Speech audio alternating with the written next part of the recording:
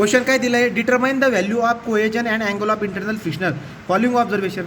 बाळांनो normal stress आणि shear stress Newton पर M M स्क्वेअरमध्ये डायरेक्टली दिले. तुम्हाला लोड नाही दिलेला, चला बाबा लोड डिवाइड बाय एरिया करू मग स्ट्रेसचा ब्लॉक बनवून, नाही, तुम्हाला डायरेक्टली त्याने दिलेला आहे. मला असं वाटतंय की आपण डायरेक्ट ग्राफ काढूया भाऊ. ठीक आहे, ग्राफ काढताना लक्षात घ्यायचं, ग्राफ काढताना काही नियम असतात. कोपऱ्यावरती राईट साईडला लिहा, चला स्केल कितीची वापरलेली, 1 सेंटीमीटर बरोबर किती वापरलं आहे ते वरती लिहा. चला, जे की मागच्या उदाहरणात आपण लिहिलं नाही. याची स्केल कशी राहणार होती हे बघा.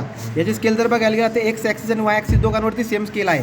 काय, on x and Y axis, on x and Y axis same. 1 centimetre बरोबर किती, 0.010 न्यूटन पर एम एमचा स्क्वेअर. असं करायचं राहतं. ठीक आहे का.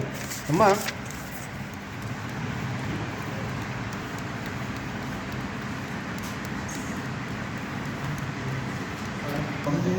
नॉर्मल स्ट्रेस कुठल्या ॲक्सिसवर असतो, आडव्या.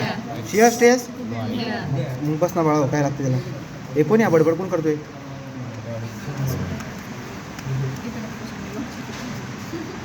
तुमच्या लक्षात येते का, सगळ्यात ॲक्युरेट आणण्यासाठी पूर्ण ग्राफचा वापर न करता कुठल्या तरी ग्राफचा एक कोपराच पकडायचा, छोटी आकृती बनवायची. ओके, हां. तो आता बघा नॉर्मल स्ट्रेस, इथं काय आपल्याकडे नॉर्मल स्ट्रेस, इथं काय आहे शिअर स्ट्रेस. नॉर्मल स्ट्रेसची व्हॅल्यूज बघा 0.5, 1, 1.5, 2, 2.5. तुम्हाला काय वाटतं हा पाडा कितीचा असायला पाहिजे, 0.5चा. ठीक आहे, तो बघा 0, 0.5, 0.1, 0.15, 0.20, 0.25, 0.30. बस झालं. ओके, चला आता इकडे या.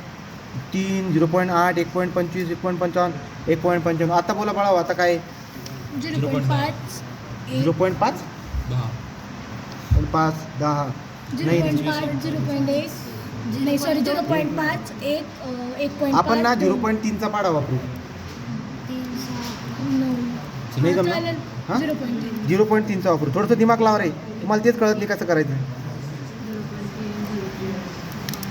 चला बरं, 0.3, 0.6, 0.9, 1.2, 1.5, 1.8, 2.1. चालेल का, नाही बसत अजून 2. का बरं. नाही बसत. चला बघा, पहिली जोडी 0.5, 0.3, 0.5, 0.3 म्हणजे ही जोडी आहे सर. ओके, पुढचं बघा बाळांनो, 1, 0.8. कुठे आहे बाळांनो 1, 0.8. सर 1 कुठे आहे, एकच नाही तर तो इथं स्केल चुकलेली आहे आपल्याकडून. तो काही मुलांच्या बडबड केल्यामुळे इथं चूक झालेली.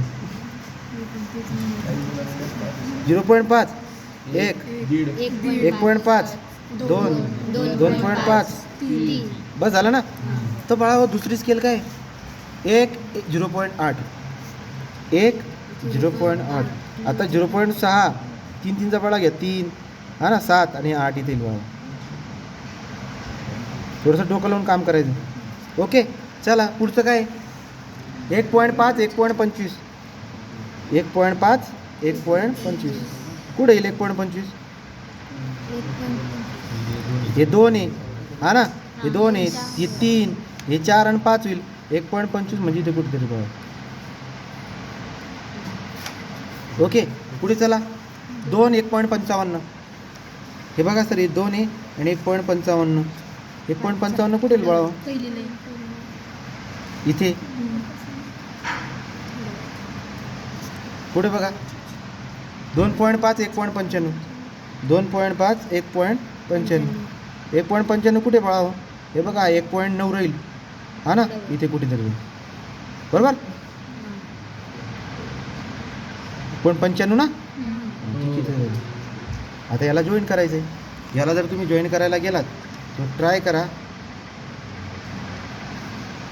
स्ट्रेट लाईन बनवायचं. त्याचं काय बनवायचं, मॅक्सिमम पॉईंट एका बिंदूमध्ये जाऊ द्यायचं. तुम्ही म्हणाल सर सगळे यायला पाहिजे का, काही गरज नाही राहत. मॅक्झिमम 4 पैकी 3, 5 पैकी 3 आलं का, असे पॉईंट जास्त जायला पाहिजे. तुम्ही म्हणाल की आता बघा सर इथून पाठ जातोय का, आता व्हॅल्यू काय असेल, हे लाईन मार्क नाही करायची. हुशारी कशात आहे, हुशारी कशात आहे ॲनालिटिकल कॅल्क्युलेशनमध्ये. पहिले ॲनालिटिकल कॅल्क्युलेशन करून घ्यायचं, जी व्हॅल्यू होती त्याच्यानुसार विषय करायचा. अलग लक्षात मग कसं करतात बघा इकडे. आता आपण पकडणार जोडी. आपण काय पकडणार जोडी. बघा पहिली जोडी काय tau is equal to C plus sigma tan phi. Tau किती आहे रे टाऊ 0.3 तो 0.3 इज इक्वल टू सी किती आहे रे सी माहिती नाही सर सी माहिती नाही. सिग्मा किती आहे र 0.5 तो 0.5 टॅन फाय. Equation number 1. दुसरं इक्वेशन काय बाळांनो tau C plus sigma tan phi. Okay tau किती दुसरा 0.8 सी मला माहिती नाही प्लस सिग्मा किती बाळा हो एक टॅन फाय. इक्वेशनला सॉल्व करणे. या दोघं इक्वेशनला तुम्ही जर सॉल्व केलं तर काय आन्सर येतील चेक करा. पहिले सीला चिपकून टाकणारा 1 नंतर 0.5 नंतर 0.3 कशात टाकायचं ऑन मोड मायनसमध्ये मायनस 0.2 मायनस 0.2 येते. म्हणजे हे वर खाली गाव. बरं ठीक आहे चला किती आलं सीची व्हॅल्यू आली मायनस 0.2 न्यूटन पर MM चा स्क्वेअर. तो कोएजन तर कधी निगेटिव्ह राहणार नाही. याचा अर्थ असा पकडायचा की कोएजनच नाही. तो it is about nearly about किती 0. निगेटिव्ह तर आला का काय समजायचं 0. त्याला पुढचं घ्या टॅन फाय. टॅन फाय 1 म्हणजे फायची व्हॅल्यू किती आली बाळांनो tan inverse of 1. Tan inverse of 1 किती असतो टॅन 45. कितीचा अँगल येतो 45. म्हणजे ही लाईनमधून शिरते कुठून रे डायरेक्ट ओरिजिनमधून. कुठून जाते डायरेक्टली ओरिजिन. जिथे सीची व्हॅल्यू 0 आहे ओरिजिनमधून जाते याचा अर्थ हे अँगल 45 आहे. आलं का असं करायचं. मग सीची व्हॅल्यू किती आली तिथे लिहायचं C is equal to 0 and theta is equal to 45. समजतं का निगेटिव्ह आन्सरचा मिनिंगच होतो 0. नाही समजा 45 कसं काय आलं म्हणजे कॅल्क्युलेटरमधून काढलं ना. तो पहिली व्हॅल्यू सीची येते दुसरी व्हॅल्यू टॅन फायची येते. त्या 1 उत्तर आलं आहे. मग टॅन फाय 1 आहे म्हणजे याचा अर्थ फायची व्हॅल्यू टॅन इनवर्स ऑफ 1 राहते.